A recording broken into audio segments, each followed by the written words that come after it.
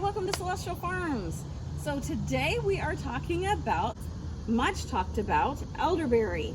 So right now everyone is really toting the benefits of our elderberry, and it grows prolifically here in Northeast Florida. So a lot of people say that it really helps with colds and flus, and right now that is all on the forefront of everybody's mind. So we want to be sure that everyone can stay safe and that we can find the best ways to maybe alleviate some of our symptoms. How do we know for sure we have elderberry? So as you see here, elderflower is this beautiful white little tiny flower. It has 5 petals and 5 stamens coming out of it. It's absolutely gorgeous, cute little thing. It smells good and tastes good as well. You can even make it into a fritter. And then these are the berries. So here with this American elderberry, this is a dark purple, almost black berry. And when you squeeze it, it'll make a nice purple juice for you. So a lot of other plants that like wet feet, like elderberry, also have white flowers and black berries. That does not mean they are elderberry. As a matter of fact, they could be the poisonous water hemlock, could be Queen Anne's lace, or even yarrow. So how do we know it is elderberry? If you look at the heads, they're not uniform. They're very different lengths, varying different number of stems coming off of that. So that means it is elderberry. If it was water hemlock, it would be a very much more symmetrical, looking more like the fireworks display we saw a few days ago. So water hemlock, very extremely poisonous, can kill you in like 15 minutes poisonous.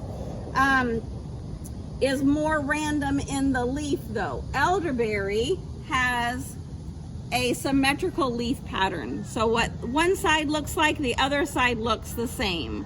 Very symmetrical with one pointing up at the top. But water hemlock, the leaves are not symmetrical and they would have the reddish purple. You see this kind of has a little bit of reddish purple in the stems. But water hemlock, it would be all in the whole leaf branch, would be more like this texture, and it would not have a woody stem-like. As you go down, you see that this has a tree-like bark on it. Water hemlock does not have a bark, it is a weed. So that way you know. Now they do not call this a tree.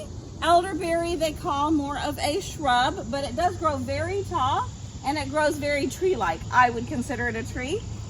A little bit of history about the elderberry. If you're a Harry Potter fan, the strongest wand in Harry Potter comes from the elder tree. The elder wand is the strongest. Another folklore about the elderberry is some kids carved up a stem of elderberry into a whistle and then blew on their whistles and they all got sick and died. I do not know if that is true or not, but I will tell you the bark is very poisonous, the leaves are very poisonous, even the roots. The only part of the elderberry that we want to eat are the blossoms themselves or the berries, and they must be all the way ripe, not green like these are. They must be all the way dark for them to be edible, and then only if you cook them. Because if you eat them raw, as much as I love eating blueberries and blackberries right off the bush, if you eat these too many raw, you are going to get a belly ache. So you really do want to cook them down first, so that way you can be safe about eating the seeds that are in there, because there are seeds inside these. So most elderberry are gonna have one good big head and then 2 smaller heads off to the side. And that's another way to identify that it's elderflower. So to harvest, I'm just going to cut the stem right off here and then put that in my bag and into my freezer to knock off just the berries.